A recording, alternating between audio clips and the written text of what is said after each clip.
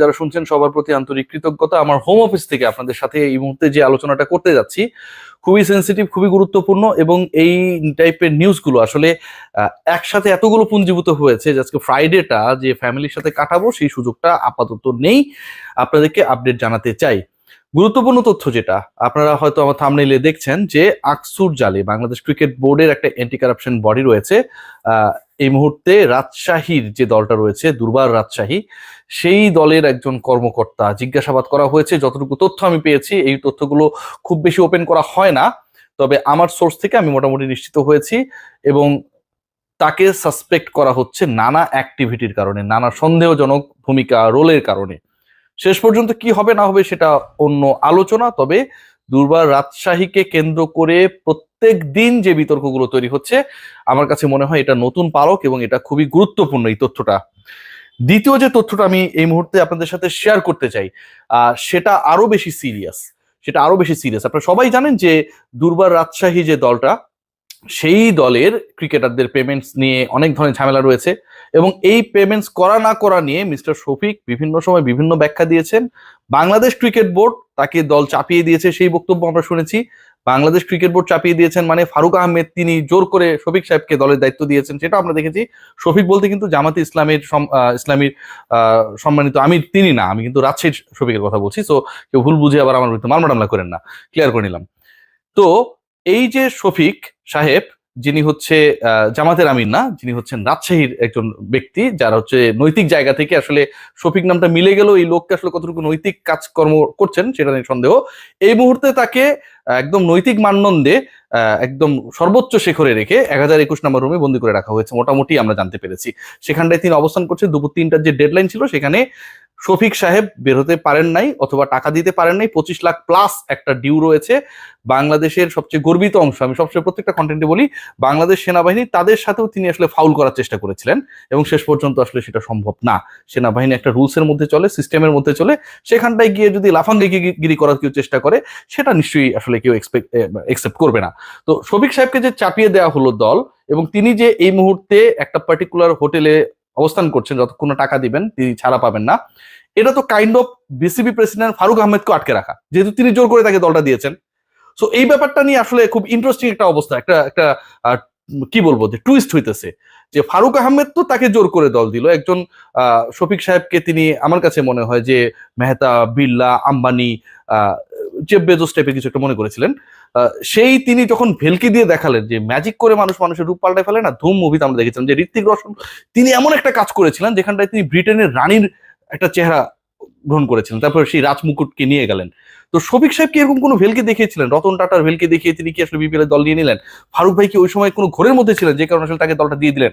এটা কিন্তু একটা ম্যাটার টু বি ইনভেস্টিগেটেড। আমার কাছে মনে হয় যে এটা BPL governing council, Farooq Ahmed, আমরা যারা আছি, আমরা সবাই মিলে সম্মিলিত প্রচেষ্টা এটা নিয়ে একটা টাস্ক ফোর্স গঠন করে আলোচনা করতে পারি।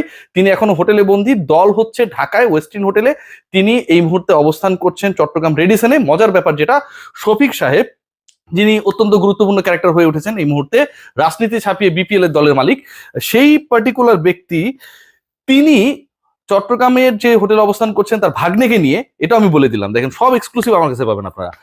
সেই জায়গায় কিন্তু তিনি মোটামুটি রাজকীয়, মানে ওয়েস্টিনের সবচেয়ে খারাপ যে খাবারটা, সেটাও কিন্তু ভাই মোটামুটি আপনি যদি একটা কেক খাইতে যান 500-700 টাকা লাগবে মিনিমাম। আমার টাকা নেই, আমি খাইনি, এই কারণে এক্সাক্ট দামটা বলতে পারলাম না। আমার ভাইদের কাছ থেকে শুনে আমি কখনো জানিয়ে দিব আপনাদেরকে যে আসলে প্রাইসটা কত। কিন্তু বাকি যারা রয়েছে তাদের ভাই পকেটের টাকা দিয়ে তারা কখন লাঞ্চ করবে, ডিনার করবে, কিংবা ওয়েস্টিন হোটেলে আগে যে বকেয়া রেখেছে তারা কমপ্লিমেন্টারি ব্রেকফাস্টটা এই দলের ক্রিকেটারদের জন্য রেখেছে কিনা, সেটা নিয়েও কিন্তু আলোচনা আছে। সিরিয়াসলি কি একটা অবস্থা আপনারা ভাবতে পারেন। দলের মালিক চট্টগ্রামে, দল হচ্ছে ঢাকায়, 50% পেমেন্ট চট্টগ্রাম পর্ব শেষ হওয়ার আগেই দেবার কথা।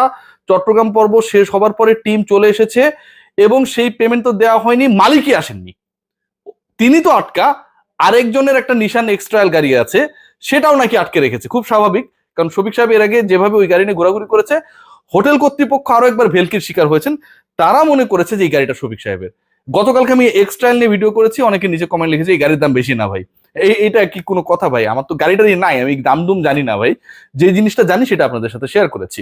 ইন্টারেস্টিং পার্ট আরো একটা, ওই যে বললাম যে বিসিবির অ্যান্টি কারাপশন ইউনিট একজনকে জিজ্ঞাসাবাদ করেছে, এবং সেই লোক বিভিন্ন সময় বিভিন্ন বিপিএল এ বিভিন্ন দলের হয়ে কর্মকাণ্ড করেন, তাকে যেন আর কখনো বিপিএল সংশ্লিষ্ট কর্মকাণ্ডে যুক্ত করা না হয় এরকম একটা রেকমেন্ডেশন সম্ভবত আসতে যাচ্ছে।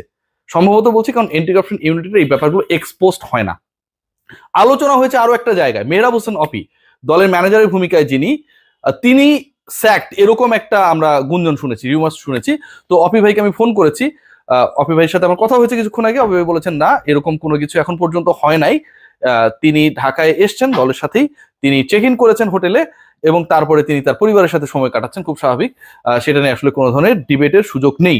সো ওভারঅল যে সিচুয়েশনটা দাঁড়িয়েছে রাজশাহীকে কেন্দ্র করে, যেটা এই মুহূর্তে আমার কাছে গুরুত্বপূর্ণ মনে হয়, যে এই অবস্থায় কি ক্রিকেটাররা রেস্ট অফ দ্য ম্যাচেস খেলবেন? 2টা ম্যাচ তাদের বাকি রয়েছে, যেখানটায় তাদের মালিক তাদের সাথে নেই, যেখানটায় তাদের মালিক মোটামুটি 25 লাখ টাকা দিতে পারছেন না, এবং ইন্টারেস্টিংলি তিনি বলছেন ক্যাশে দিব। তার যে কোনো কথা, মানে একটা মুভি ছিল ক্যাশ, বুঝছেন? তো ওই মুভিতে আসলে তার কোনো রোল ছিল কিনা, ইনভেস্টমেন্ট ছিল কিনা, সেটা আই হ্যাভ সাম ডাউট। তিনি শুধু ক্যাশে দিতে যাচ্ছেন টাকা। ক্যাশের টাকাটা কোথা থেকে আসবে? তার চেক বাউন্স করছে শোয়েব আক্তারের থেকেও, ব্রেডলির থেকেও, তাসকিন আহমেদের থেকেও বেশিবার, অথবা আরো দ্রুত গতিতে, আরো বেশি, কি বলবো, স্পিডি বাউন্স বা আনপ্লেয়েবল বাউন্স। কিন্তু তিনি ক্যাশে দিতে যাচ্ছেন। এখনো তিনি বলছেন বা বলেছেন যে তিনি ক্যাশে পুরো টাকাটা পে করে দেবেন। আমি আবারও বলবো যে এটার একটা ইনভেস্টিগেশন করা দরকার। আমরা শুদ্ধ সময় আছি, অনেকে আমরা দাবি করছি। এবারের বিপিএল এ জিয়ানি ইনফান্তিনো, জিনাদিন জিদান অনেকের আসার কথা ছিল। আমাদের কপাল ভালো যে তারা শিডিউল মেলাতে পারেন নাই, নাহলে এই শফিক কাণ্ডের কারণে তারা আসলে ক্রিকেট খেলাটাকে হেড করা শুরু করে দিতেন সিরিয়াসলি। সো এই যে টাকা পয়সাটা কোথা থেকে আসছে, এই ক্যাশটা আসলে কোনো ব্যাংকিং চ্যানেলে আসছে নাকি হচ্ছে ব্যাগে ভরে আসছে, সেটা কিন্তু ইনভেস্টিগেট করার ব্যাপার রয়েছে। থার্ড যে পয়েন্ট, সেটা হচ্ছে যে যে ক্রিকেটাররা এখন পর্যন্ত পেমেন্ট পাননি এবং তাদের মালিকেরই কোনো ঠিক ঠিকানা নেই, পরের 2 ম্যাচ যদি তারা খেলতে অস্বীকৃতি জানান, অনুরোধের ঢেকি আর কতবার গিলবেন? তাহলে বিপিএল এ রেস্ট অফ দ্য ম্যাচেসে কি হবে? 2টা গেম কিন্তু নাও হতে পারে, নাও হতে পারে। রাজশাহীর 2টা খেলা রয়েছে, একটা রয়েছে রংপুরের এগেনস্টে, যে দলের এগেনস্টে তারা জয় পেয়েছে এবং যেই দলকে প্রথম হারের স্বাদ দিয়েছে রাজশাহী, পচা শামুকে পা কেটেছে রংপুর, তেমনটাই তারা দাবি করেছে তাদের সোশ্যাল প্ল্যাটফর্মে। আবার রংপুরের রং মুছে দেওয়ার চেষ্টা করেছে সোশ্যাল প্ল্যাটফর্মে রাজশাহী, সেই ম্যাচটা কি আমরা দেখতে পাবো?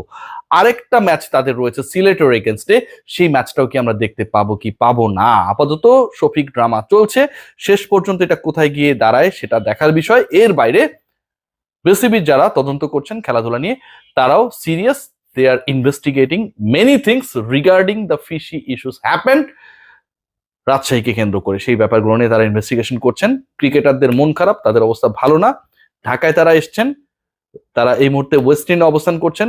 এই হোটেল কর্তৃপক্ষ দে আর ভেরি মাচ কনফিউজড যে আসলে তারা এই দলটাকে এখানটায় অ্যালাউ করে সেকেন্ড টাইম কোনো ভুল করলেন কি করলেন না সিরিয়াসলি। কারণ বাংলাদেশি ক্রিকেটারদের ব্যাপারে সবার একটা অন্য ধরনের ভালোবাসার জায়গা রয়েছে, ক্রিকেটারদের তো আর কেউ আটকাবে না। কিন্তু ওয়েস্ট ইন্ডিজের সমস্যার জায়গা, যেটা ওয়েস্ট ইন্ডিজ কর্তৃপক্ষ কেউ যদি শোনেন আমার ভিডিওটা, সেটা হচ্ছে শফিক সাহেবকে কিন্তু আপনারা আটকানোর জন্য পাবেন না, কারণ তিনি অন্য একটা হোটেলে আটকা পড়ে আছেন। এবার কি করবেন দেখেন, চিন্তা করেন, ভাবেন, এবং শফিক সাহেবের নাটক কবে শেষ হবে সেটা দেখার বিষয়। সবাই ভালো থাকবেন, টেক গ্রেট কেয়ার।